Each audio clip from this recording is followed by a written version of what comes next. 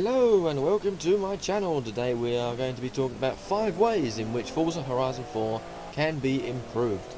Forza Horizon 4, I've owned that game since the 28th of September last year, 2018, and yeah, it's been a bit of a roller coaster, to be honest. The first Forza I ever played was Forza Horizon 3, and I loved that game to death. I loved the graphics, I loved the car sounds, I loved the car list, I liked the story. It was such a good game, which is why I pre-ordered Forza Horizon 4 once the game was announced.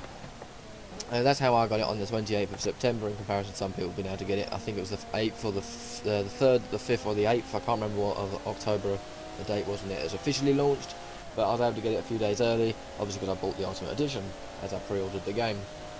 So of course I pre-ordered this game in the hope that it was going to be as good or even as better than Horizon 3, with the idea of having houses, upgraded car sounds, and a beautiful map made me very excited and made me very confident this game was going to be very, very good.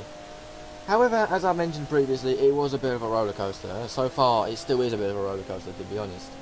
There's a few car sounds that really sort of let the side down, and there's a few small details, and there's a few ways how the reward system, the story mode, and the houses can be improved in some way or another to make the game as good as it can be.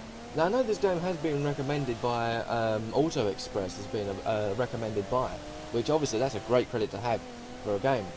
However, I don't know whether they were looking at it as a perspective of their player base. Maybe they were just looking at it from a different angle to how I look at it.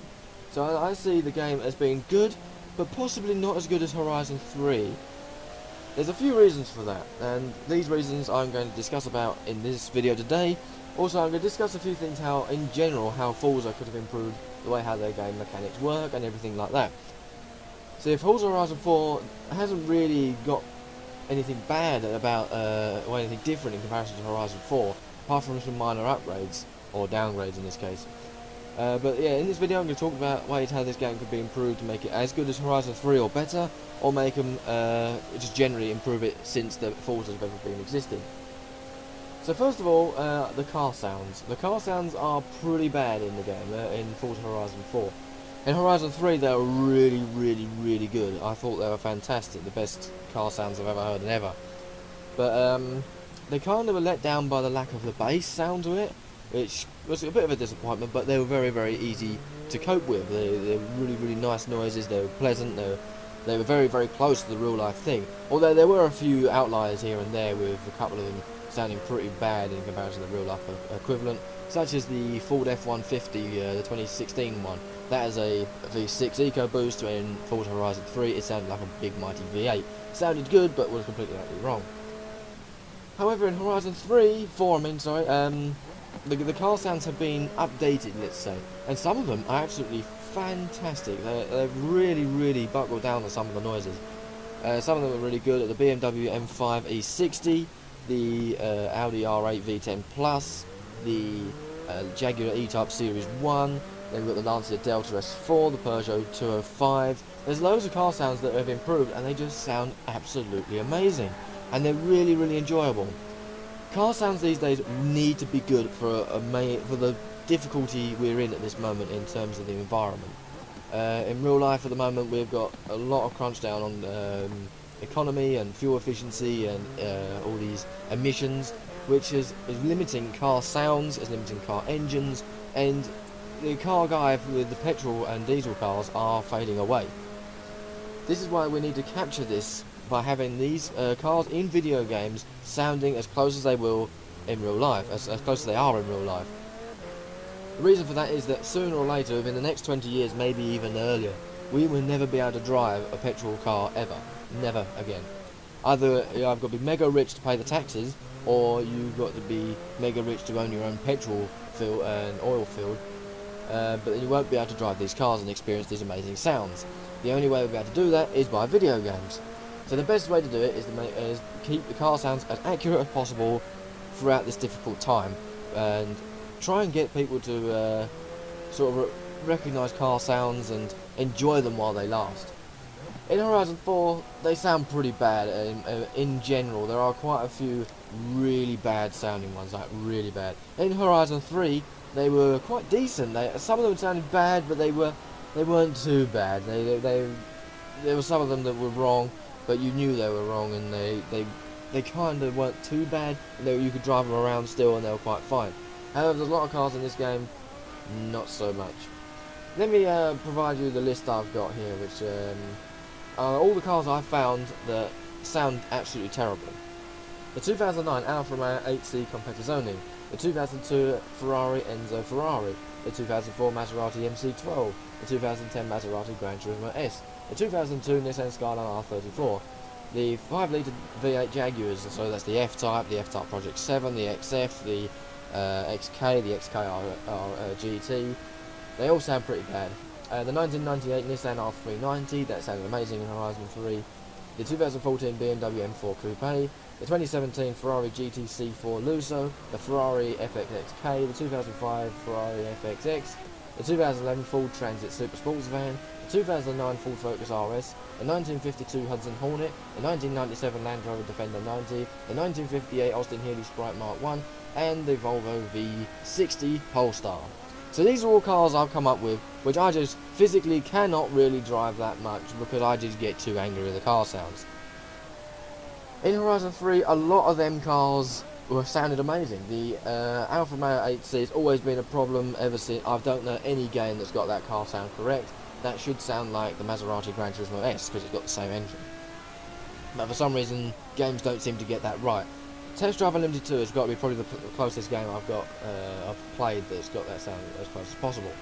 The Ferrari Enzo and the Maserati MC12. These cars should sound the same as, again, they've got the same engines. They do sound the same in Horizon 4, but they sound crap. In Horizon 4, they just sound like a modern Ferrari with a mix of a classic-ishy Ferrari. It sounds a bit bad. But in Horizon 3, they both sounded amazing. They were so enjoyable to drive. The same thing goes with 2010 Maserati Gran Turismo S. Still a big problem. The Maserati Gran Turismo S sounds awful in Horizon 4. Now, it sounded very, very good in Horizon 3. I can't say it sounded perfect, but it sounded very, very, very, very, very good. Where in this, they've just gone completely and blown that right out the window, and that's it. It's just gone. It's crap. The 5-litre V8 Jags, they've always sounded bad. There's pretty much, and I don't know many games that have got that sound correct, apart from Project Cars 2 and Need for Speed Payback. They're the only two games I know that have got the Jag sounds almost pinpoint. I will show you a comparison in a few moments of the two games together, to the Project Cars versus Horizon 4 and Horizon 4 versus Horizon 3. I've got a couple of videos coming up soon, but I'll just quickly run you through this list, and then we can and I'll talk to you about a solution as well and how they can do this. So next thing is the Nissan R390. That was another car that sounded brilliant in Horizon 3, but now sounds terrible. The BMW M4 Coupe and the Nissan Skylines, they've always sounded pretty bad in Horizon 3 and Horizon 4. Now I can't really mention about Horizon 1 and 2 because I never really played those two. I know I played Horizon 2 quite a bit, but they sounds are pretty similar in Horizon 3 and 4. The Ferrari GTC4 Lusso, that's a brand new car to the series, and that sounds horrible. I don't know why they didn't put the F12 noise on, which is what would have made complete sense. They just put a random noise that sounds relatively similar to how the Enzo should sound. I reckon that seems some kind of trolling act. The same goes for the Ferrari FXXK and the Ferrari FXX. These two cars are very high revving V12s in real life. They rev up to stupid revs, but they sound like an F12. It doesn't make sense. They should really be like a high pitch, high revving V12. The 2011 Ford Transit Super Sports Van. Now, I don't suspect this is going to be a car or a vehicle that people are going to drive very often, but in Horizon 3, it has a 5-cylinder Ford engine, which sounded brilliant. It sounded absolutely fantastic. In Horizon 4, it's still got the 5-cylinder Ford engine, but it sounds like a 4-cylinder Transit, which makes no sense. The 2009 Ford Focus RS, and that same goes for the Donkervolt D8 as well. They both sound similar, but they sound horrid. It sounded good in Horizon 3, but they seem to have made this screaming noise. It sounds horrible. The 1952 Hudson Hornet, I don't know why it sounds like a 6-cylinder when it should have a V8 or a straight 8, I think it has at the time. I don't quote me on that, but that's I don't imagine it sounding how it does in Horizon 4, I mean. 1997 Land Rover Defender 90. Now this again sounded brilliant in Horizon 3, sounds crap now. the 1958 Austin Healey Sprite 1. Now this is famous for having a 4-cylinder mini engine. So from the Austin Mini, it had the 4-cylinder engine for that. But for some weird reason, it sounds like a straight 6 from the Austin Healey.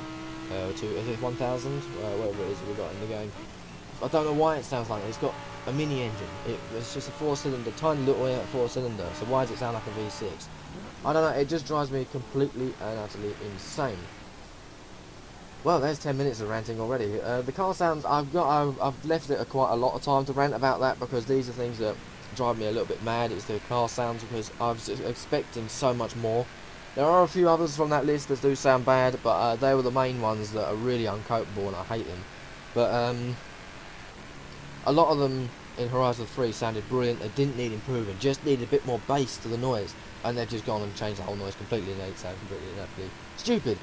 So what I'm going to do now is just do a quick showcase of the car sounds and see what you think.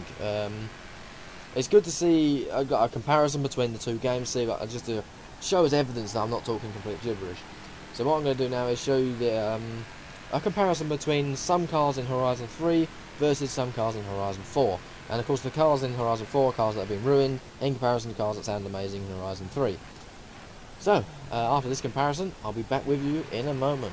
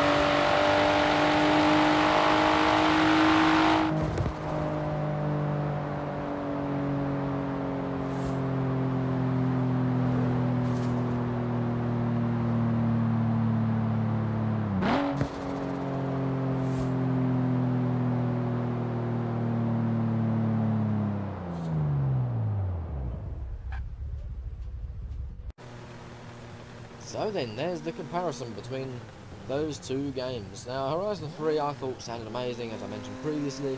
I thought it was absolutely fantastic sounding game, and that's why I was so happy that Horizon 4 may be given the same treatment and maybe having even more accurate noises. But unfortunately, some have been improved and hundreds have been downgraded, which is such a shame. Another comparison what I could do is between Forza Horizon 4 versus Project Cars 2. The only reason why I got Project Cars 2 was because the car sounds were amazing, and I didn't enjoy Motorsport 7, so I thought I'll go and play Project Cars 2 instead. And the car sounds I just love. I just love driving the McLaren P1, the Jaguar F-Type SVR around the Nürburgring just because they sound amazing. So just going to do a quick comparison there. I think it's between the Aventador, the F-Type and the McLaren P1. Just a comparison between them, just to show you how they sound in that game, because they sound absolutely amazing.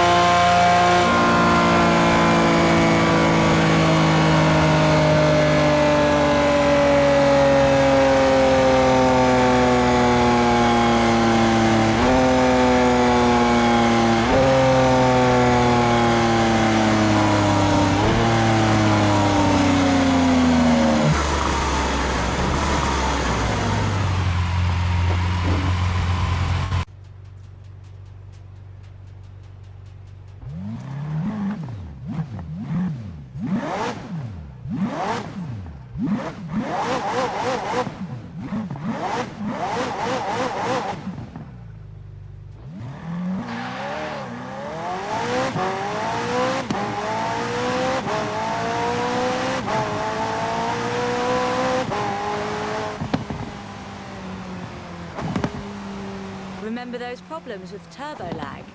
McLaren solves that with the hybrid drive. While the turbos build pressure, the electric motor drives the wheels. No turbo lag, just...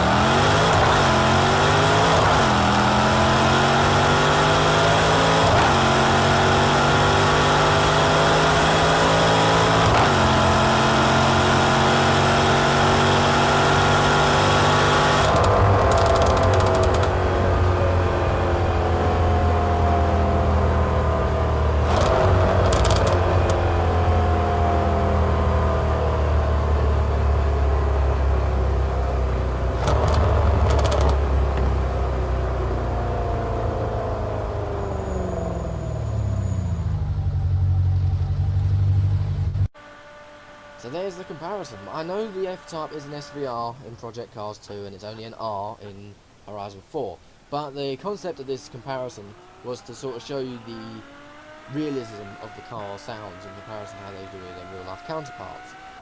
So having the Jag in Horizon 4 sounding so rubbish and having the Horizon 3 one being not so bad, but then the best one I've ever seen for an F-Type R is Need for Speed Payback. Need for Speed Payback's noise was just amazing for an F-Type. But there we go, there are other car sounds. This is my biggest problem, the biggest problem. Even if they don't change anything else, just change the car sounds, I'm pretty much going to be happy from this list anyway. How can they solve this problem? Well, I know Turn 10 are actually fixing this problem. They are updating some car sounds, as I mentioned earlier, the Audi R8, the Lancia Delta, the E-Type Jag. They've updated these car sounds as they've been going along, and I praise them for that. It's going to take a while for them to fix them all, but they need to get on with the cars I listed earlier very quickly, because I'm becoming quite irritated with the game because of that reason of them sounding so bad. Right, so now the next thing that needs improvement: small details. Now these small details can be big problems, because small details can sort of really put people off of games. For me, these small details haven't really put me off particularly, but then they do quite irritate me in certain ways as well. And things as well to mention are car interactions, car features. People have mentioned to me before in Horizon 3 that why can't we control our headlights? Like they were going through the forest in Horizon 3 and they wanted to turn the headlights on, but we couldn't. That, to be honest with me, doesn't really bother me that much. That isn't really much of a problem. But in terms of the roof going up and down, yeah, that's a big problem for me. I think that needs to happen because we've got a few convertible cars in the game, but what can we do? We can't do anything. If you drive around in the Sunbeam Tiger, oh no, it's raining, oh that. You're either going to have to put up with it and be unrealistic and drive around with the roof up, down I mean, and the rain getting into your car, or you just don't drive it at all, like what I do. The other small details are there's a couple of glitches in terms of like texture glitches and animations. Your character, when you're driving around in first person, there's certain cars that sound the person's animations aren't working very well. I can name some on the top of my head. The Toyota Hilux. You're driving that around. He's using flappy pedals to change gears. That's not right because it's automatic. Then there's the Lycan Hypersport. That's a manual, but his steering wheels, his hands not moving. He's just on the steering wheel, not doing anything, while the car's changing gears. Unrealistic. The Lamborghini Murcielago SV. That's another one. It's a manual, but what does he do? Nothing. Doesn't even move his fingers, the flappy paddles, or the gear stick. Nothing. Nothing there at all. Those things need improving, but I'm guessing that Turn 10 will put them right soon. They're just going to prioritise other things like keeping DLCs going, making sure online's inactive, making sure the game doesn't crash, making sure the game doesn't like corrupt, things like that. But these small details like the roof going up and down, being able to control your headlights, being able to see the dials actually working. There's a couple of them like the Mazda RX-7, the 1997 one. The speedometer goes about halfway, then goes crazy, starts spinning round and round and round, and then as soon as you go past the middle, it goes back to normal again. I don't know whether you've noticed that or not, but then I've noticed that and it's quite irritating. The other thing is the train railway crossing barriers. When you go out to a railway crossing, the gate should go down, so you can create some awesome like GTA mode where you smash through the barriers. But no, that doesn't happen. The barriers still sit there doing nothing while the train goes across, which is very unrealistic because of course you wouldn't do that unless you're in America where you've got some crossings that don't have gates on, but of course they're there, they should work. I have a funny feeling that they were meant to work at some point because when you crash into them you get the road open skill for crashing into them, so it makes me think that if the barriers were down you smash through them you get the road open skill, but of course it obviously doesn't work for some reason. So there's the small details. The next thing to do is story. Story is another thing that needs to be updated. Something that we can't really do in Horizon 4, but mainly when Horizon 5 comes along. This can be implemented into Horizon 4 somehow, like maybe Kira could say, oh, we've got a new championship available for you, and maybe it creates like a new series. See, the story mode has been notoriously boring for Horizon games. A lot of people I've seen lots of times on YouTube where people have mentioned saying that the Horizon's story is really boring, like it's not very exciting in any way, shape or form. I think the main reason for that is the fact that you can create your own races, you can create what weather it is, you can create what car it is, so you're bound to choose the easiest one possible. So if you've got a Bugatti Chiron in your garage or you've got a Austin Taxi, you're more likely to choose the Chiron because it's just a better, more exciting car. This then deems some cars pointless in the game. I love a big car list because that's the main thing that attracted me to Horizon 3 in the first place, was the amazing cars in the car list. And that's what I want them to keep doing. Keep developing that car list. Keep making more interesting cars to drive around and enjoy. But there's some there that just aren't purposeful. Like the VW Scirocco from the 1980s. Why is that even in the game? No one's going to drive that. The amount of times I've won that through wheel spins and had to remove it from the garage because no one would buy it. The reason for that is, it's just because they're deemed worthless. Because if you had that in your garage, or you had, I don't know, a McLaren P1, you would choose the McLaren P1 because it's a better, more fun car to drive. How can this problem be solved? Well, as I mentioned previously, this is mainly going to be something to happen in Horizon 5, as we've already got a story in Horizon 4, and we've already got custom events open to us already. So how can they fix this into Horizon 4? Well, what they could do is maybe Kira comes along and says, we've got a new championship for you. The championships work like Gran Turismo. It kind of works as well like the seasonal events that Turn 10 have been implementing so far, where you've got certain cars and certain restrictions in certain championships. Exactly the same as that, but it's going to be story mode based, not time limited like seasonal events. And it's going to be a tad more restrictive in certain cars you can buy and use. So what at the moment they're doing is having a certain class and certain power level. So it'd be maybe Cult Classics D100 to D200. So that's what they do at the moment. But I think what they should do is do the same sort of thing, maybe doing, I don't know, A100, A2, I don't know, what is it? I don't know the grade system, but I'll just use the same example again. So D100 to D200, Cult Classics, front wheel drive. See, then it'd be like the FF Championship, the front wheel drive championship, the front engined,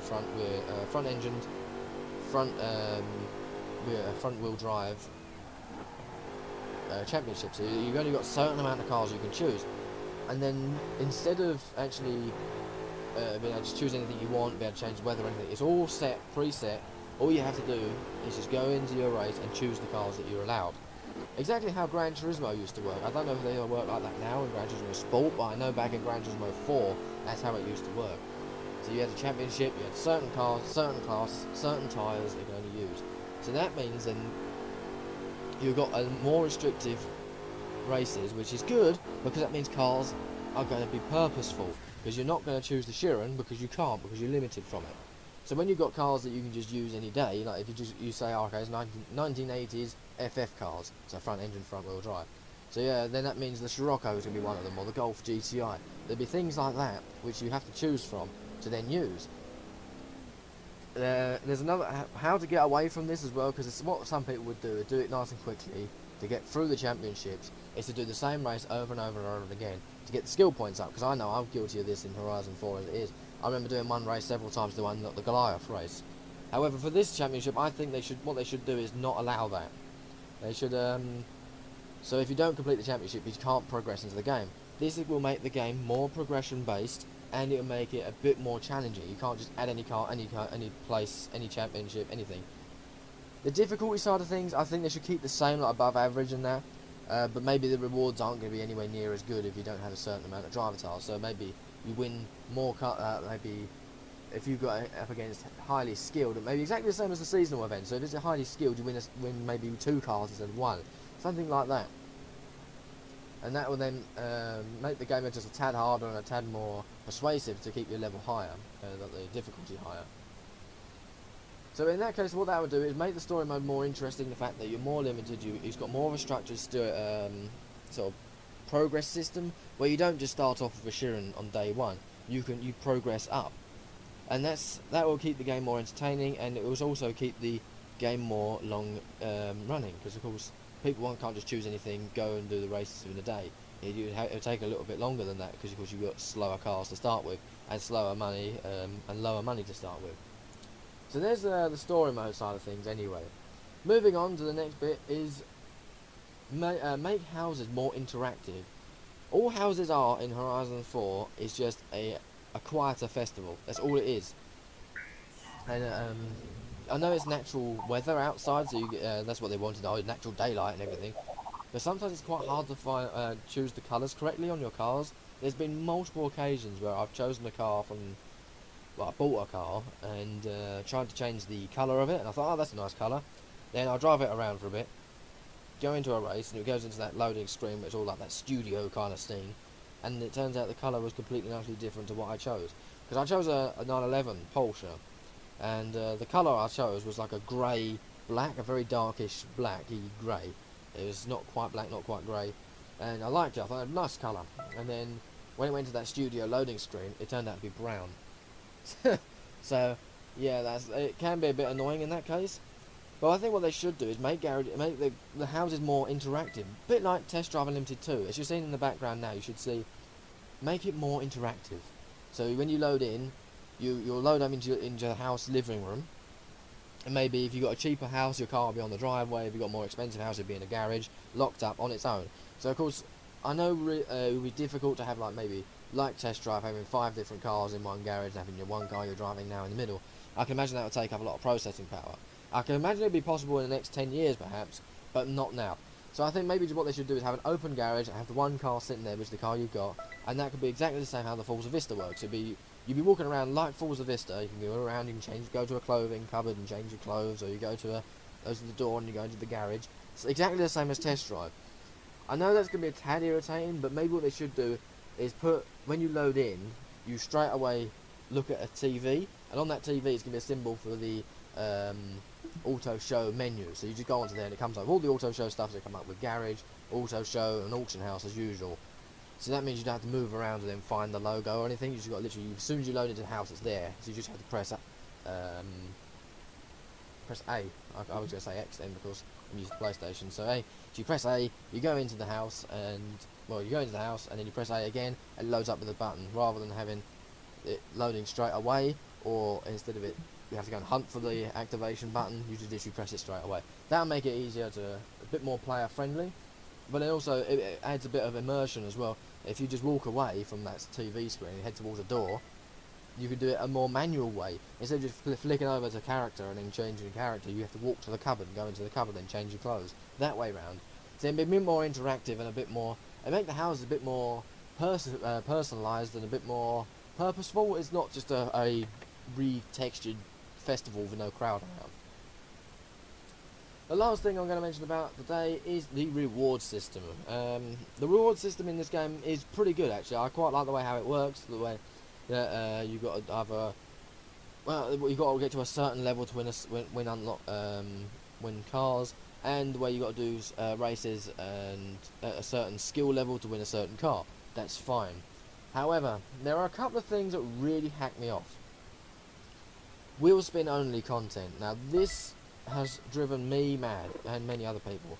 Luckily, I attacked that at first. So as soon as I'd loaded in to Forza and I knew about these wheel spin cars, I tried to buy them as quick as possible in the auction house before they become even rarer. So I bought them, and now I've got them. But for other people who didn't get that chance, they probably still haven't got the 2005 NSXR. They probably still haven't got the Honda Civic. They still haven't got all these different cars that are wheel spin only, unless they're lucky enough to win it through wheel spins or lucky enough to find it through the auction house, which I find that very sad. Although I've won about 80% of them again through the wheel spins, but that's after unlocking at least 400 wheel spins. At least 400. So that's quite a long time. For someone who doesn't have a lot of time, that's going to be quite irritating. So I don't think the wheel spin only cars should be a thing. Clothing being locked in online only, in wheel spin only, that is pathetic.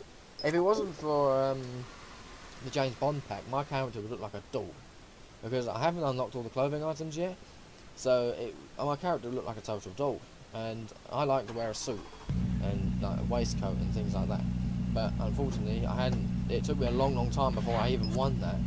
So my character would look stupid until I finally was able to unlock things. I think that's a bit rubbish. They should have had like a shop where you buy the clothes from, like Test Drive again. Is that you got a shop that you buy stuff from, and maybe as you progress through the story, so instead of just doing the race over and over again, so the higher the championships go, the more clothing items you win, or the more exploration you do, the more clothing items you win. Things like that, rather than having to do like, oh, I might win this through luck and get this T-shirt, or I'm gonna win this through luck and win these set of shoes. That's stupid. Horns are the same thing, and emotes are the same thing. That you should be able to buy them. I know you can buy them through the Forza Horizon shop at certain occasions, but I really don't think that's the way to go, is having it all locked in wheel spins. It's effectively, it's a more internal loot box kind of system, where the only way you can get these things through loot boxes, but it doesn't involve real money, it just involves Forza Fun points, which can be quite rare if you don't play online, like myself. So I think, again, the solution to this problem is having a brand new like clothing shop, and maybe, I know what they're doing now is making wheel spin cars available in the Forza Fun shop over time, which is a good idea, especially there's not that many. I think there's about 10 off the top of my head. There's about 10, so they'll bring those back every now and again, so you can buy them rather than having to keep winning them, which is a good idea. I do praise that, and that's a recent development that Turn 10 have introduced, so that's a good thing. I hope that's an improvement. But still, we still need to be able to buy clothing items without having to win them through luck, because it does take a long time. I've been playing this game for 4 months now, and I still haven't unlocked all the clothing items. So it's quite a rubbish system. Again, the other thing about rewards is the online only purchases. I said previously, I don't mind going online and being able to get the stuff, but then it's available offline. That's fine. But then it's not so good when you got to go online against other players. The one where you got the Mosler, where you had to race against a highly skilled or expert or unbeatable driver tires. I can't remember which level it was on, but I know it was really hard. That one wasn't so bad because you had to co-op with other people. So other people you race with may be better than you and be able to win this quite easily. So that means you're benefiting from each other. Brilliant. That was a brilliant system that worked quite well. It was hard, but it was good. It was doable. And then the Rip Rod come out. I know I keep mentioning this. I'm not a big fan. I don't like the Rip Rod, but it's just the concept of this online reward system I don't like very much at all. The idea of having to race against online players may be easy for you. Maybe easy for you. Maybe easy for people who play online constantly. For me, no way. I have only been actually playing online gaming for about 3 years. 3.5 years I've been playing online. Which isn't very long, considering there's a lot of people out there that have been playing online since PlayStation 3 and Xbox 360 back in 2006, that sort of time. So that's a big loss in my account, because I was never so introduced into gaming. Like my upbringing has never been online gaming. So they need to stop doing this online gaming thing and online reward-based system. They need to make it either co-op or offline. Offline winnable. So there we go. There is my solution to the problems of 5 things that need improving in this game. Hopefully you agree with me, and hopefully I'll see you in the next video. Bye.